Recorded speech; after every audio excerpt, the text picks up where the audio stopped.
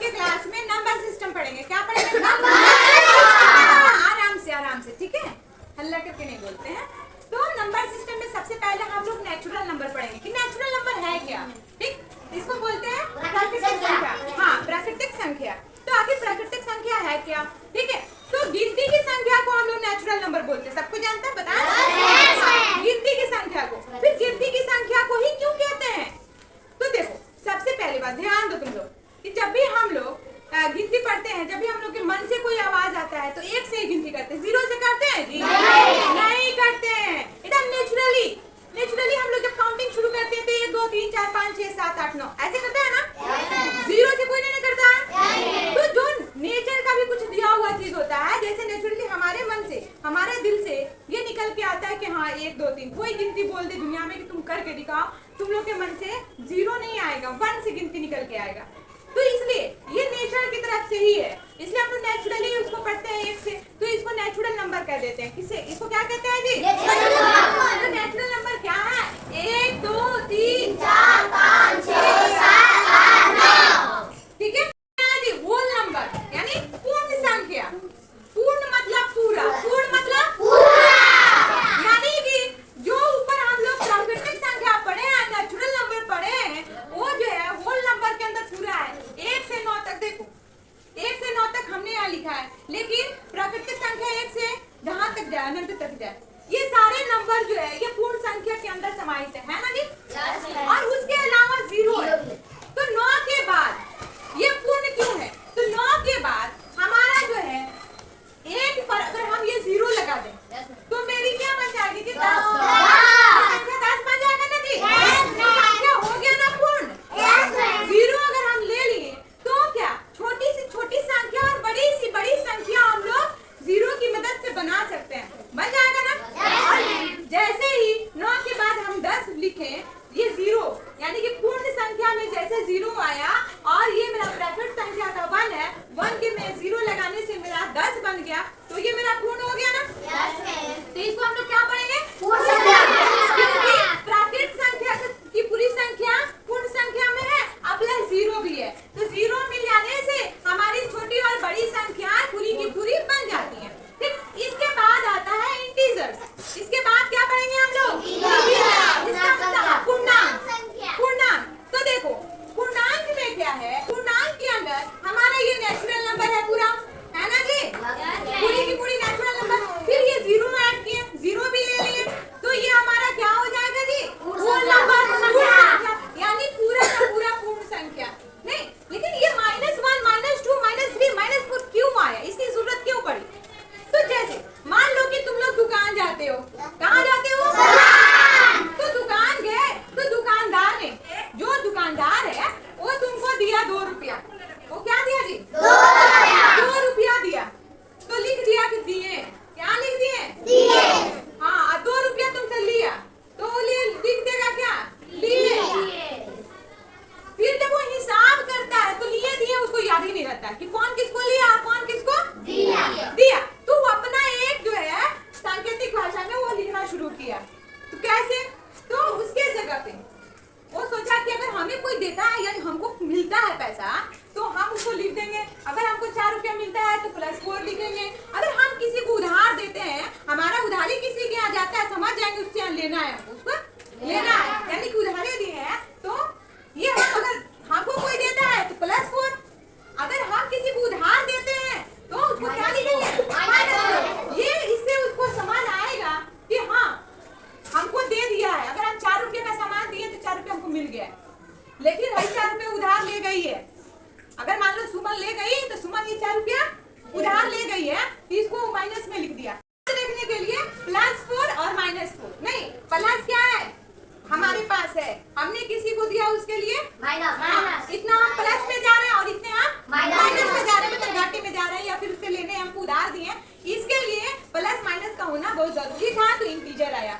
क्या आया? इंटीजर। तो देखो ये है 0 से पहले की दुनिया, प्लस वाली, ये प्लस वाली है और इधर माइनस वाली है, 0 से इधर माइनस। ठीक, तो ये हमारा कहाँ से कहाँ तक जाता है जी? ये अनंत तक जाता है, माइनस से अनंत, और ये प्लस अनंत तक जाता है। जितनी ये संख्या जाएगी प्लस तक, जहाँ तक जाएगी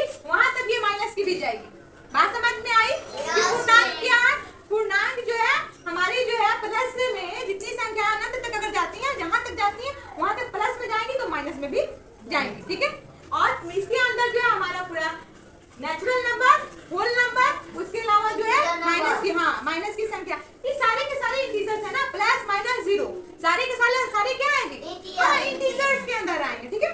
ये जो प्राकृत संख्या है, सारी की सारी प्राकृत संख्या पूर्ण संख्याएं तो होती है, लेकिन सारी की सारी पूर्ण संख्या प्राकृत नहीं होती, क्योंकि देखो ये एक से है, ठीक है ना, इसकी ये प्राकृत संख्या की शुरुआत किससे, एक से लेकर के है, तो एक से अनंत तक, तो ये पूर्ण में तो शामिल हो जाएंगे, लेकिन पूर्ण में एक एक्स्ट्रा क्या है, क्योंकि जीरो इसमें नहीं है, इसलिए सारी प्राकृत संख्या पूर्ण है, लेकिन सारी पूर्ण संख्या प्राकृत संख्या नहीं होती है। तो पहले भी हम लोग प्राइम नंबर के बारे में पढ़े हैं, अभी पढ़ेंगे। प्राइम नंबर को क्या बोलते हैं जी, अभाज्य संख्या। वैसी संख्या जो खुद से कटे और एक से कटे और किसी अन्य संख्या से ना कटे, वो क्या है जी, वही प्राइम नंबर है, अभाज्य संख्या है, जो अपने क्लास में अभाज्य संख्या है। तो देखो अभाज्य संख्या की शुरुआत 2 से होती है, ठीक है, अभाज्य संख्या की शुरुआत कहाँ से होती है, 2 से होती है, क्योंकि एक जो है स्पेशल नंबर है, वो जो है प्राइम और कंपोजिट यानी भाज्य भाज्य दोनों के लिए, दोनों में एक से भाग लगता है, दुनिया की हर संख्या में एक से भाग लगेगा, ठीक है, इसलिए उसको स्पेशल नंबर माना जाता है। तो ये देखो प्राइम नंबर की जो है शुरुआत 2 से होती है, और 2 एक ऐसी संख्या है जो सम संख्या है। कौन सी संख्या है, संख्या है, और 2 के अलावा ये प्राइम नंबर में मतलब दूसरा कोई सम संख्या नहीं मिलेगा, बस इकलौता 2 है जो सम संख्या है। 2 जो है क्यों जो है प्राइम नंबर है, तो देखेंगे 2 में बस 2 से भाग लगेगा, 2 से पूरा भाग लगेगा और 1 से लगेगा, तो इसके फैक्टर्स कितने हुए जी, 2 हुए। 2 के अलावा कोई और फैक्टर्स नहीं है जी, कोई और फैक्टर नहीं है, इसलिए जो है ये 2 जो है अभाज्य संख्या है। 3 अभाज्य संख्या है, क्योंकि 3 में अगर हम भाग लगाते हैं तो देखो 1 और 3, इसके और से ये पूरा भाग लगेगा, नहीं लगेगा। ऐसे ही 1 2 3 5 7 11 13 ये सब जो है जितनी संख्याएं हैं इसमें खुद से भाग लगेगा और 1 से लगेगा। कंपोजिट नंबर इसको बोलते हैं, यौगिक संख्या, इसका एक और नाम है संयुक्त संख्या, इसको भाज्य संख्या भी बोलते हैं। क्या बोलते हैं, भाज्य संख्या भी बोलते हैं। तो ये कहाँ से शुरू होता है, तो 4 से, कहाँ से, 4 से। 4 जो है एक कंपोजिट नंबर है, कैसे, 4 के पहले 3 नहीं है, क्योंकि 3 जो है क्या है, ये अभाज्य संख्या है, 3 के पहले 2 भी अभाज्य संख्या है और 1 नहीं लेंगे क्योंकि 1 स्पेशल नंबर है, ठीक है। तो 4 से शुरू होती है हमारी कंपोजिट नंबर, ठीक है। तो 4 जो है, 4 को देखेंगे, 4 में 1 से भाग लगेगा, 4 से भी भाग लगेगा, इसके अलावा देखेंगे 2 से भाग लग रहा है। तो कंपोजिट नंबर क्या है, वैसी संख्या जो अपने आप से कटे, 1 से कटे और किसी अन्य संख्या से भी पूरा भाग लग जाए, वैसी संख्या जो अपने आप से भाग लगे, 1 से लगे और किसी अन्य संख्या से भी लगे, वही कंपोजिट नंबर है, ठीक है। तो देखो 1 है स्पेशल नंबर, 4 खुद 4 से भाग लग जा रहा है और 2 उसके अलावा है, तो है ना जी ये भाज्य संख्या, यौगिक संख्या, ठीक है। हाँ, इसका एक और नाम है संयुक्त संख्या। इसकी शुरुआत कहाँ से होती है, 4 से। ये सभी एक संख्या छोड़े 9 10 9 भी है, 9 देखो 9 क्या है, 1 से भाग लग रहा है, 9 खुद से लग रहा है और 3 से भी लग रहा है, इसलिए क्या जी 9 4 6 8 9 भी हमारा जो है कंपोजिट नंबर है। 10 12 14 इवन नंबर, इससे ज्यादा कुछ नहीं बता रहे हैं, पहले भी पढ़ा है। इवन नंबर जो 2 का बड़ा होता है, ठीक। इवन नंबर क्या है जी, जो 2 से पूरा भाग लग जाए जिसमें, वही हमारा इवन नंबर है, सम संख्या। और जिसमें जिस संख्या में 2 से पूरा भाग ना लगे, शेष बच जाए, वो क्या हमारा ऑड है, क्या है ऑड, विषम संख्या, ठीक। 2 का पारा सम संख्या और जो 2 का पारा नहीं होगा वो विषम संख्या। ऐसा नहीं कि 2 का पारा 20 तक होगा, उसके आगे तक जाएंगे हम, ठीक है। हाँ, इसको हिंदी में बोलते हैं परिमेय संख्या। क्या बोलते हैं जी, परिमेय संख्या जो है हमेशा बटा के रूप में रहता है, p/q के रूप में, ठीक है। और जो है कैसे रहता है, तो यहाँ देखते हैं, p/q के रूप में रहेगा और q जो है 0 नहीं होना चाहिए, क्यों 0 नहीं होना चाहिए। हम तुम लोग को फ्रैक्शन पढ़ाया पहले, हल्का फुल्का जानते हो, अभी हम बता रहे हैं। देखो 1/3 क्या बटा के रूप में है ना,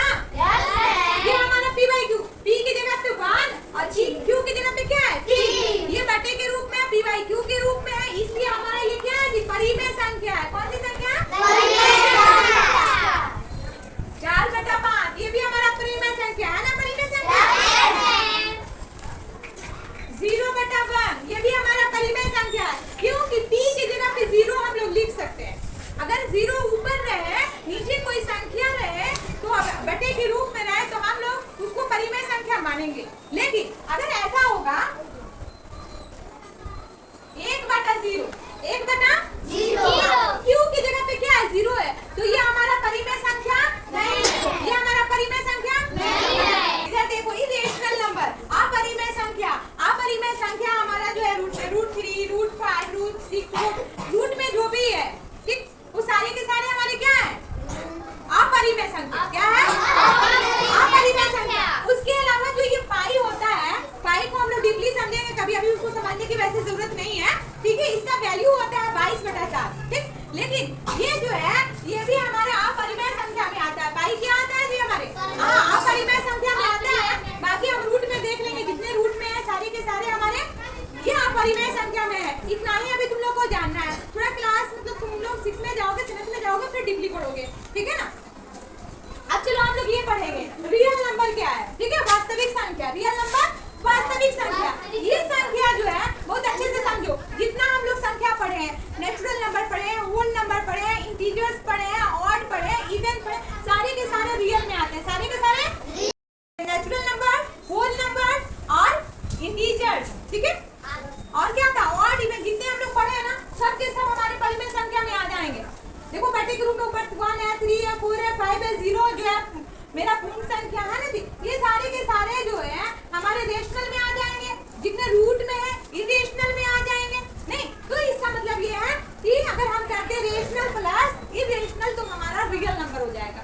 यानी कि परिमेय संख्या और मतलब सारे के सारे परिमेय संख्या और सारे के सारे अपरिमेय संख्या अगर हम ले लेते हैं, तो हमारा यह वास्तविक नंबर आ जाता है, ठीक है। आज हम